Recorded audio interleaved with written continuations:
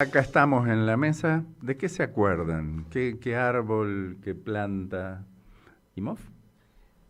No, yo en realidad en mis clases el foro de presentación de las personas, de los estudiantes que cursan en la universidad, no es con sus caras ni nada, sino con un árbol. Tienen que contar algo sobre qué árbol recuerdan, algo, y a partir de ahí después hacemos toda una derivación a que gran parte de la gente recuerda árboles exóticos porque están en el contexto urbano, o en el contexto de la casa, eucaliptos, pinos, naranjos.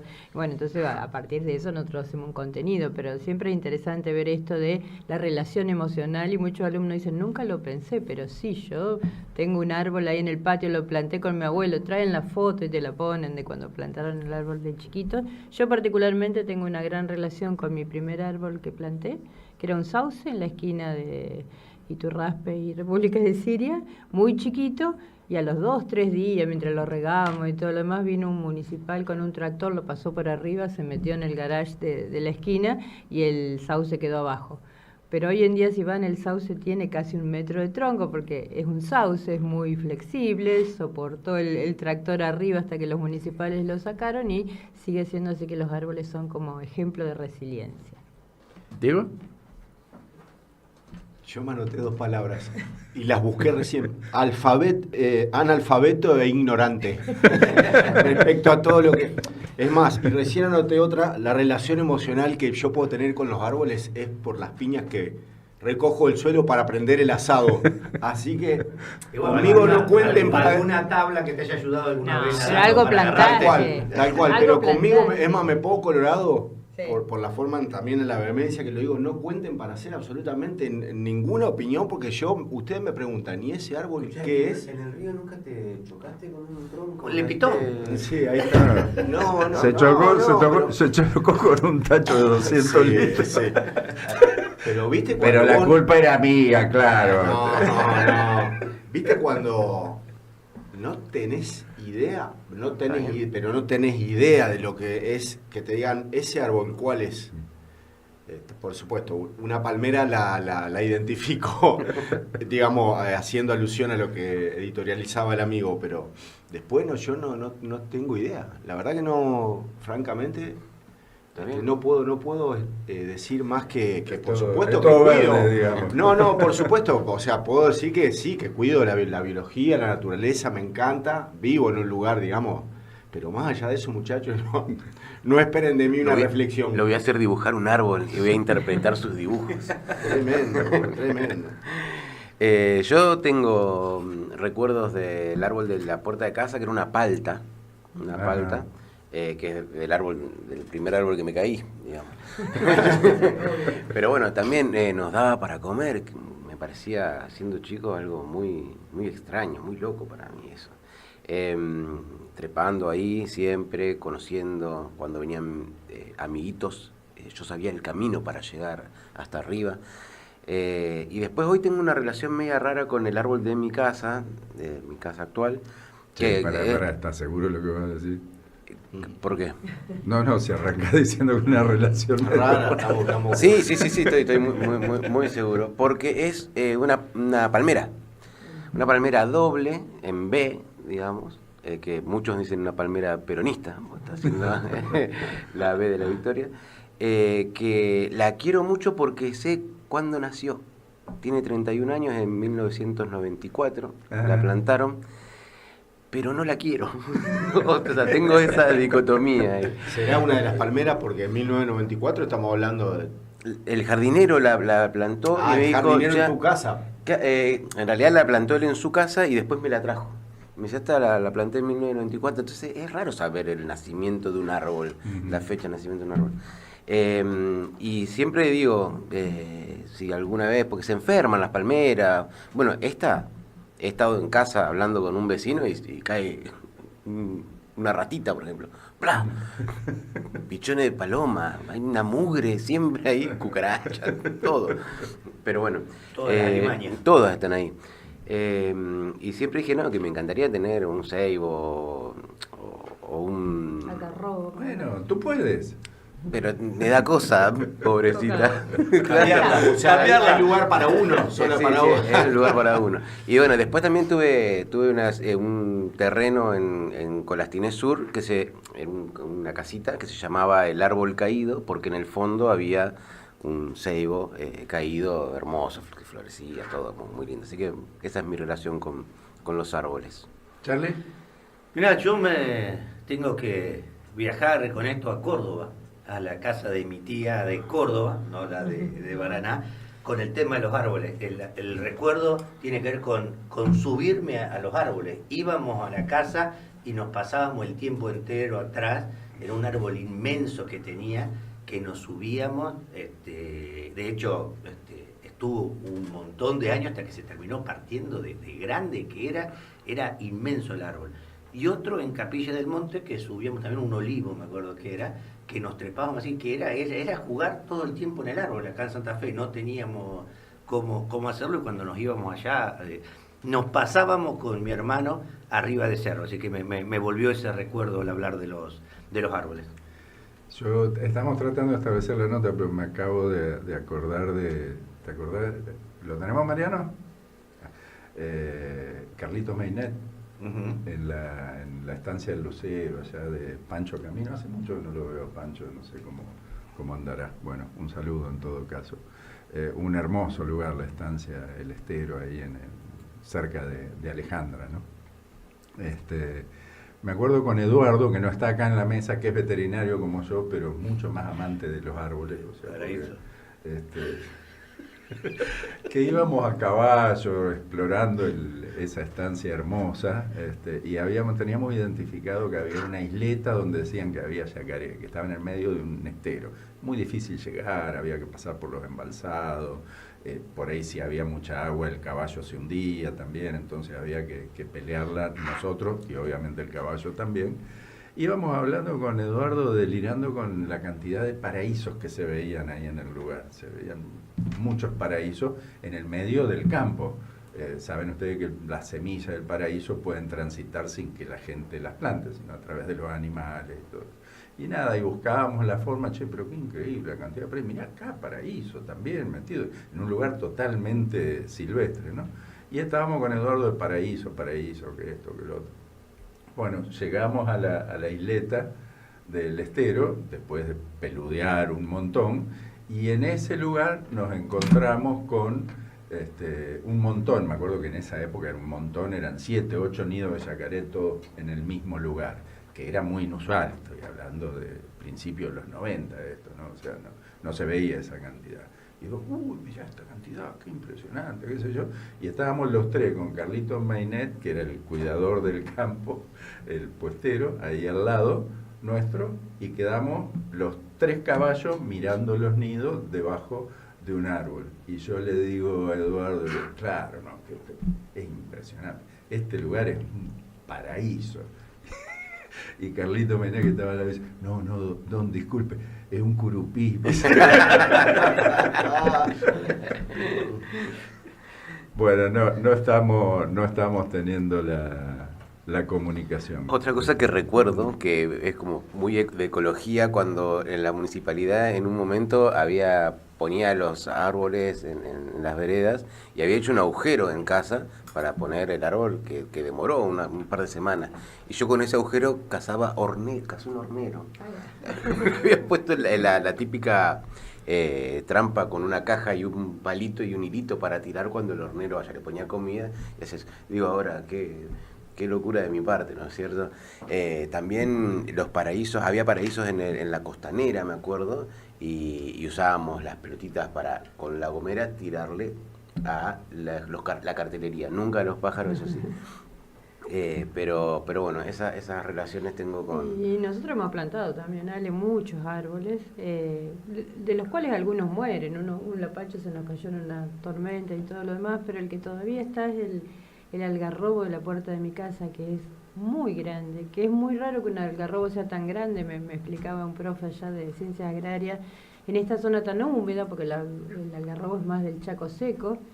Pero recuerdo como anécdota que muchos cortadores de pasto de 7 Jefes, ahí de la costanera, que pasan con su equipo, que son del norte, a veces me pedían permiso para acostarse un rato y estar otra vez allá en el Chaco acostándose abajo del algarrobo. O sea que los algarrobos, esto que para vos no, por ahí no lo entendés, que es emocional y es impresionante porque nuestro pasaje no fue el árbol mejor visto, porque un árbol un poco espinoso, medio de ramas bastante quebradas y todo lo más, y en el pasaje se plantan chivatos, y dice, qué árbol tan feo. Yo escuchaba a las vecinas decir, sin embargo es el árbol más grande, da sombra a toda la casa y alberga todos los pájaros nativos de la zona. O sea, los demás pueden tener una paloma o algo, pero en mi árbol hay celestinos, hay calandrias, hay montones de pájaros que van y se refugian ahí porque el algarrobo tiene hojas todo el año. Sí, bueno, que es fundamental, ¿no? Para mantener esta biodiversidad, para que podamos, que en las ciudades que cada vez van avanzando más, puedan tener en algún lugar, albergar algo de fauna, ¿no? Si no, charlábamos, ¿te acuerdas cuando hablamos de las mariposas, que nos contaste que estaban con el curso de las mariposas y la necesidad de tener plantas nativas para eso? ¿Cómo impacta el hecho de que vos tengas algo natural en el lugar, algo autóctono con respecto a la biodiversidad? Si no te toca esto, ¿no? Se llena enseguida de palomas, se llena enseguida de ratas, y eso no es bueno para el conjunto, ¿no? Para la biodiversidad como un todo. Me acuerdo de otra del campo con Noriega, mi gaucho, el primer Favorito. cosechero de huevos. Falleció Noriega hace un tiempo, pobre. Bueno, me acuerdo una vez que él me acompañaba siempre a buscar los nidos y tenía referencias, no, que hay un nido allá en la costa del Salado, y le digo, bueno, ¿y me vas a acompañar? Me dice, no, en este momento no puedo porque estoy con otras cuestiones. Bueno, indicame más o menos, y me indicó, me dice, no, acá estábamos en el lote 13 de la estancia Lucero. Me dice, tenés que pasar por el costado de la laguna de ahí del Dientudo y te vas para el lado del Salado, y cuando llegues ahí a la costa del Salado, si vas derecho por la laguna, te vas a encontrar, y ahí abajo de un algarrobo está el nido de yacaré. Imposible. Miles de algarrobos, o sea, ¿cómo hacer? Pero bueno, él tenía identificado cuál era, obviamente yo no lo encontré, después en otro viaje vino, me dice, algarrobo. ¿Y cuál es la diferencia? Sí, con todo lo pero otro. fíjese que No es cuando te decían que te lo dejaban marcado. Era uno, le Ah, faltaba un pedacito. le quebraba una ramita, o 2 centímetros ¿De le qué sacaban la marca nota, que ahí está la esta? marca esta, esa marca no la puedo ver. Yo esperaba una bandera colgada que diga aquí nido, ¿viste? Bueno, tenemos como árbol emblemático, vos hablabas de la palmera, la palmera del Bajo Bénica. Esa rara. Que incluso la pueden buscar en internet, porque ponen la palmera de 4 troncos. Sí, de 4 puntas. Palmera de 4 puntas, que es una especie de, si la buscan en internet la van a encontrar enseguida, porque es un hito turístico ahí en el lugar. Es rarísima, porque es una palmera que tiene un tronco que se abre en 4 y parece un tenedor gigante, digamos, porque son 4 puntas. Y ahí está, porque seguramente hay otras que tienen características similares, pero ahí está la habilidad y la inteligencia del que quiere hacer un desarrollo turístico de la región para buscar cuáles son los puntos, cuáles son los aspectos destacables. Y esto, la verdad que en un viaje turístico que está muy bien armado, porque lo hacen con una especie de unimog y te muestran de manera muy amigable con el medio ambiente cómo está toda esa zona, y esa región tiene 3 o 4 hitos, y uno de los hitos más importantes, hasta han hecho una especie de estacionamiento frente a la palmera ahí, y todos tenemos nuestras fotos con las palmeras de 4 troncos. Y bueno, y de ese modo se van promocionando diferentes cuestiones. No, ahí también en clase esto uno no sabe, pero a veces está rodeado también de árboles históricos. Esto que vos decías, lo emocional, pero también hay una relación histórica con los árboles, porque los árboles sobreviven a las personas muchísimo tiempo, entonces tenemos muchos árboles emblemáticos o históricos en la Argentina, pero acá en Santa Fe, dentro de la ciudad universitaria, hay por lo menos 2. Bueno, uno es un retoño de la higuera de Sarmiento, esa famosa higuera que cuando éramos chicos nos contaban que la mamá de Sarmiento tejía y él estaba ahí al costado. Bueno, en el 98, 99, cuando inauguramos Ciudad Universitaria, trajeron un esqueje, o sea, un pedacito, un brotecito de esa higuera, y hoy en día una higuera que tiene más de 4 metros de alto está en el patio de atrás. También cuando falleció, después que fallece Claudio Lizárraga, que fue nuestro decano y vicerrector, para él me dijeron, ¿qué podemos plantar? Entonces conseguimos, o hicimos, a partir de el algarrobo histórico que está en Santo Tomé, que está relacionado con Belgrano, que está documentado, bueno, y la legislatura de la Nación estableció que es un árbol real donde Belgrano paró, se hizo una planta y hoy en día se también crece ahí en los patios de atrás. Lo mismo que el que quiera conocer un quebracho colorado, que es el árbol nacional, porque el ceibo es la flor nacional, pero el quebracho es el árbol nacional. Hay uno que está creciendo ahí en Ciudad Universitaria y que ya tiene 1,5 metros más o menos, que se plantó ahí en la plaza del Grupo Montevideo. ¿Y cuánto demora un quebracho?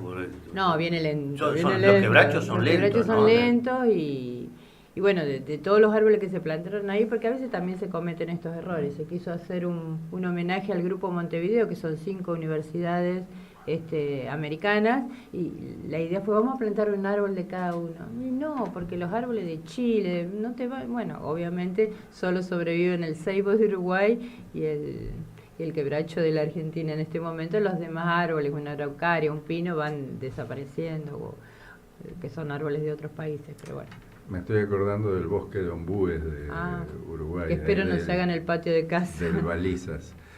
No, bueno, pero en el jardín de casa pusimos un ombucito que tiene su historia, o sea, porque los árboles uno les tiene más o menos afecto u odio, como en el caso del Carly, que tiene una relación extraña con la palmera. Claro, exacto. Pero en la granja había un lugar donde había un par de ombúes, en la granja La Esmeralda, si alguno se acuerda que ha ido ahí en donde estaban los zorros antes, había unos ombúes enormes y eso generó que vayan apareciendo ombúes en distintos lugares. Y había un lugar cerca donde estaba el lago Araguazú, que siempre se veía como que empezaba a brotar un ombucito, pero era un lugar donde pasaban siempre con la rotativa, con la máquina cortadora de pasto. Entonces, cada vez que empezaba a aparecer el ombucito, que levantaba cabeza, frácate, lo cortaban y lo cortaban y lo cortaban. Entonces un día dije, me lo voy a llevar el bulbito, digamos, al terreno que teníamos en esa época, terreno nada más, a ver si se puede salvar. Lo trasladé, empezó a brotar en ese lugar y en determinado momento capotó. O sea, fue un año donde desapareció el ombú, se vio como que estaba sequito y dije, bueno, lo perdí. Tanto la peleó y lo perdí. Pero yo me había emperrado con que quería tener un ombú ahí. Entonces me compré un ombú y lo planté en ese lugar. Y en ese lugar el ombú estuvo, el que había comprado, que era distinto, no era más, sino que era un ombú de ese palito fino, ¿no? Se secó, no sé qué pasó. Le pasaron por encima con no la sé, cortadora. no sé qué ocurrió, pero el ombú que había comprado se secó. Y lo soplé, lo cuidé y todo, y nada. Entonces un día, bueno, digo, perdido. Acá el ombú no va. Arranqué el palito del ombú con bulbo y todo, o sea, el ombú que yo había comprado desapareció, no hay ninguna duda al respecto. Y al año siguiente, en ese lugar, el bulbito que se bancaba, la cortadora de pasto todos los años, empezó a brotar. Tendría que tener una foto para mostrar. Hoy mide como 6 metros, tiene un troncazo. Adoro la resiliencia en todo, pero en las plantas particularmente. Así que nadie me... Algunos me dicen, no, mirá que este ombú, que la raíz... Mira, está acá, se salvó de todo. Así que perdure. ¿Por qué no perdonaste el Ibirapita?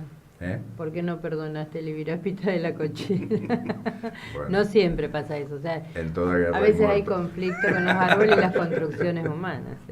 ¿El Ibirapita es el de los remedios? Amarillo. No, el amarillo grande. Está en Boulevard y Vélez Sarsfield, hay unos Ibirapitas. Ya sé cuál es. Sí, gigantesco. Gigantesco. Hermoso. Sí, también una cuestión con los árboles, cuando ustedes deben haber andado mucho en el río de noche, como para ubicarte con las sombras, cuando no hay ninguna luz y tenés solamente la luz de las estrellas o la luna. Te guía por el perfil el perfil de los árboles, eso es espectacular. Eso es hermoso. cierto, pero también es cierto, y esto sí me da un poco de pecado también, porque cuando estás laburando en el campo, en las grandes extensiones del campo, sobre todo en la región nuestra, Espinal, bajos submeridionales y todos esos ambientes, la forma de ubicarnos son los eucaliptos.